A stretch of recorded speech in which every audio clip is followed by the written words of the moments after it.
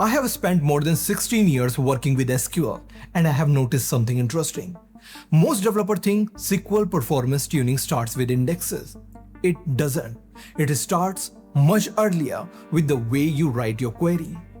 In this video, I will show you 7 SQL performance tricks that separates a junior developer from a senior one. They are simple, practical, and work across almost every major database.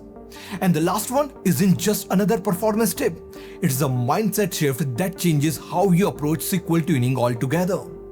Let's start with trick number 1. Let's begin with something that looks harmless but causes more full table scan than almost anything else. How you write your where clause.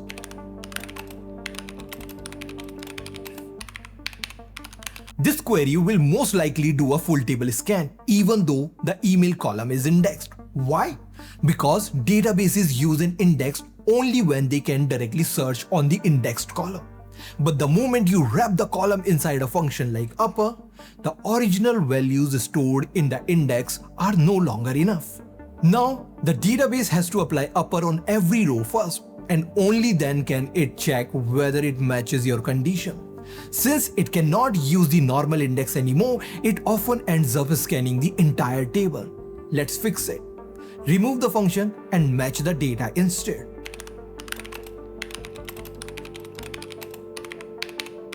Same result, but now the column sits untouched on the left side, so the optimizer goes straight to the index range scan.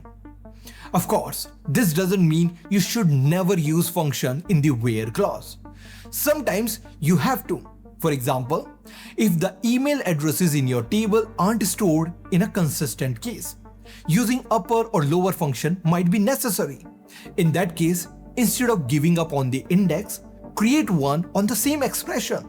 That way, the database can still use an index even though you are applying a function.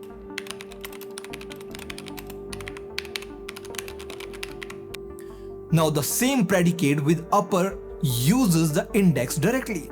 No full scan needed. Now a second habit under the same point. Watch how you use not equal to, not in, not exist, and like operators. These are called non-sargable predicates, and most databases generally can't use a B-tree index efficiently with them because an index is built to find what matches, not to find everything that doesn't match. If you already have queries using not in on an index column, it's okay. They will still work. Just make sure you are aware they will likely trigger a full scan. Once you know that, you can decide if it's acceptable for that specific table size or if it's worth rewriting. Common mistake to watch for: applying trim on a column just to clean up white spaces, or using like operator with a leading wildcard. Both quietly disable the index without throwing an error, so you won't even know it happened unless you check the execution plan, which is exactly what we are covering in the next point.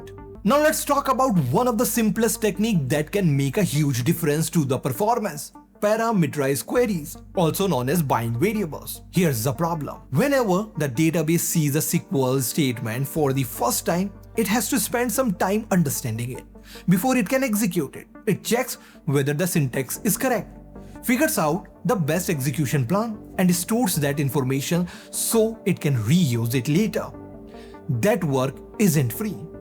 Now imagine you are running the same query thousands of times, but every time the value changes and you are writing it directly in the SQL statement like this.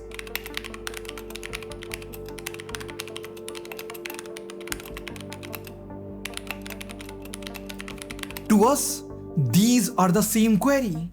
The only thing that changes is the customer ID, but the database doesn't see it that way.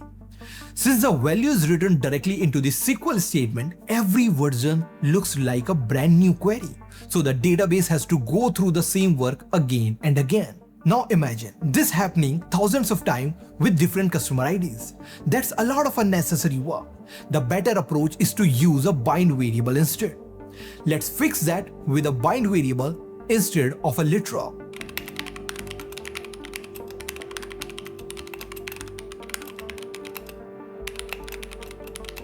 Now the SQL statement stays exactly the same. The only thing that changes is the value.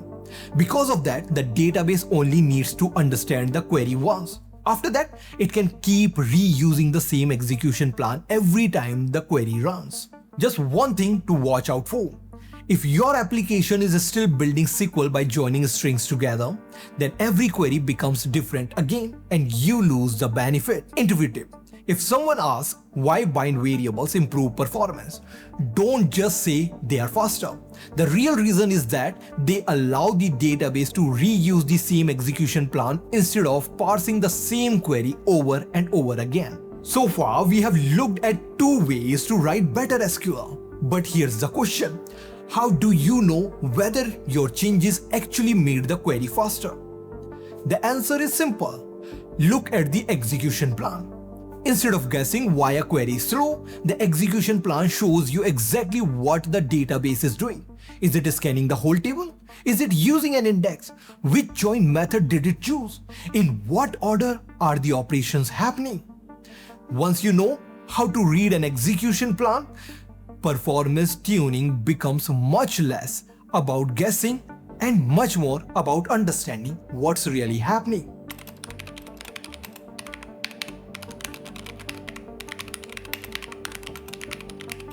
Now, if you're using Oracle, there is one more thing you should know. The execution plan you get with explain plan is only an estimate.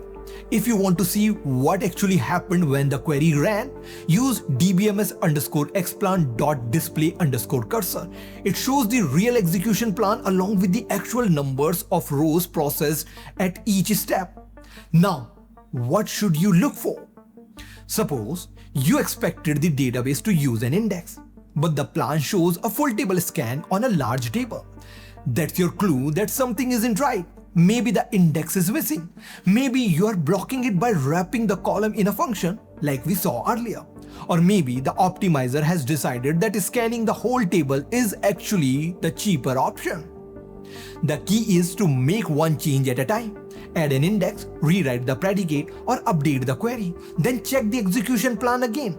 After doing this a few times, you will stop guessing and start understanding why the database makes certain decisions. If you are learning something new so far, do me a quick favor and hit the like button. It tells YouTube this is useful and helps me create more in-depth SQL content like this. Now that you know how to read an execution plan, let's talk about what it often pointing to.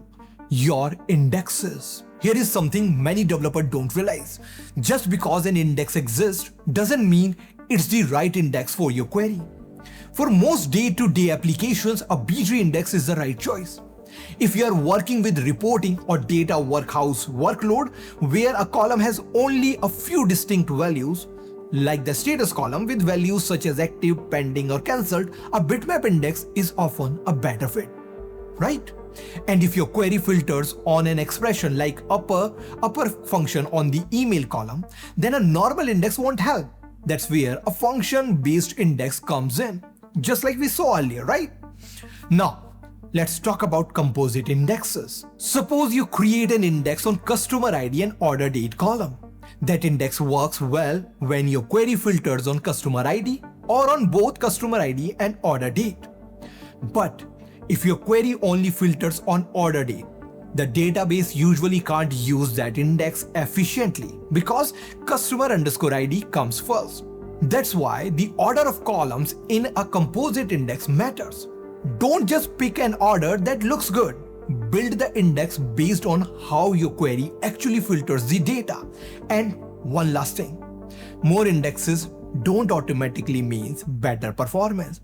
Every time you insert, update, or delete data, the database also has to update those indexes. So create indexes where they solve a problem, not on every column in the table. Common mistake, creating a composite index without thinking about column order. Put the column that most frequently used for filtering first and then add the others. The next performance trick isn't about indexes or execution plans. It's about the way you think when writing SQL. Relational databases are designed to work with sets of rows, not one row at a time. And once you understand that, you will start writing queries that are not only simpler but often much faster. Let me show you what I mean.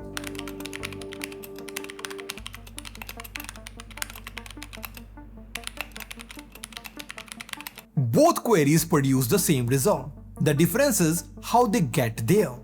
The first approach processes one row at a time. The second tells the database, here are all the rows that needs to be updated. You figure out the most efficient way to do it. For a table with a few hundred rows, you probably won't notice much difference. But when you're dealing with hundreds of thousands or even millions of rows, that row by row approach becomes painfully slow, while the set-based solution scales much better. Let's take this same idea one step further with analytical functions, also known as window functions.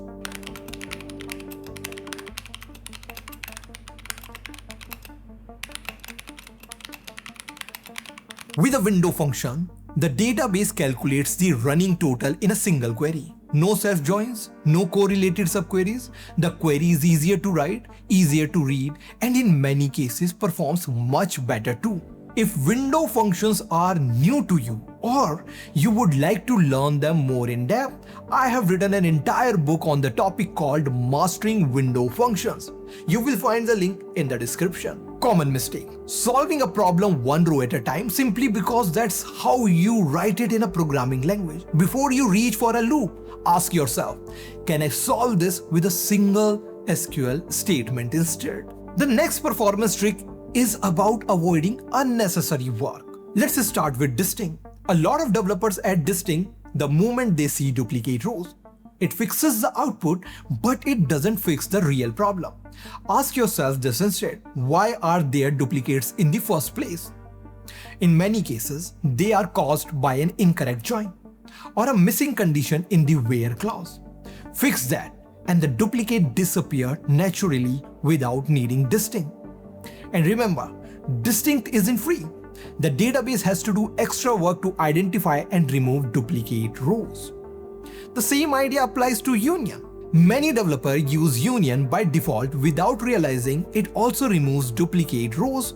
That means the database has to do extra work before returning the result. If you already know the two result sets can't contain duplicates or duplicates don't matter, use union all instead. It simply combines the result and skips that extra step. If you compare the execution plans of union and union all, you will notice an additional operation in the union version to remove duplicates. Union all doesn't need it, which is why it's usually faster. Common mistake: using distinct or union as your default choice. Only remove duplicates when your data actually requires it.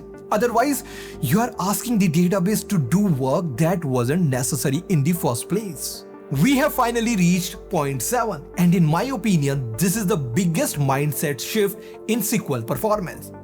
Everything we have discussed so far was about making a query run faster, but sometimes the real solution isn't to optimize the query at all. It's to organize your data in a way that the query has less work to do from the beginning. One of the best examples of that is table partitioning. Instead of storing all your data as one massive table, partitioning divides it into smaller pieces based on a rule, such as a date range, right? That way, when a query only needs recent data, the database can skip the older partitions entirely instead of scanning the whole table.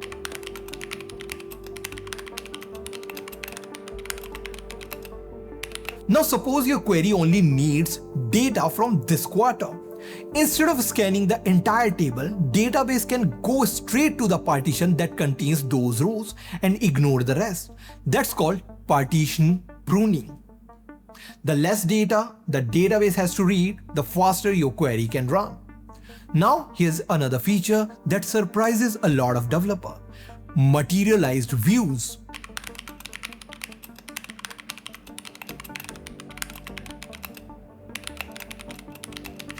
Once the materialized view is in place, database can automatically use it to answer your query instead of reading and arranging all the underlying tables again.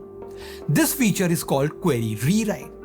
The result is simple. The database does the heavy work once, stores the result, and reuse it whenever possible.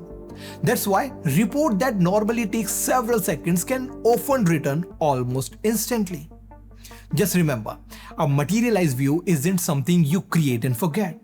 As the underlying data changes, the materialized view needs to be refreshed. Otherwise, you will end up querying outdated data. And that's exactly why I kept this point until the end. Everything else in this video was about writing better SQL. This is about designing your database so the SQL has less work to do in the first place. That's a mindset shift that separates developers who optimize queries from developers who design systems that stay fast as the data grows. So that's all 7. Index-friendly predicates, bind variables, reading execution plans, choosing the right index, thinking in sets instead of rows, avoiding unnecessary works with distinct and union, and finally designing your data with partitioning and materialized views. If you enjoyed this video and want to take your SQL skills even further, especially when it comes to window functions, I have written a book called Mastering SQL Window Functions. It's packed with practical examples, interview questions, and real-world use cases to help you move beyond the basics. You will find the link in the description. If this video helped you become a better SQL developer, hit the like button, subscribe to the channel, and let me know in the comments which performance trick you found the most useful. Till then, take care.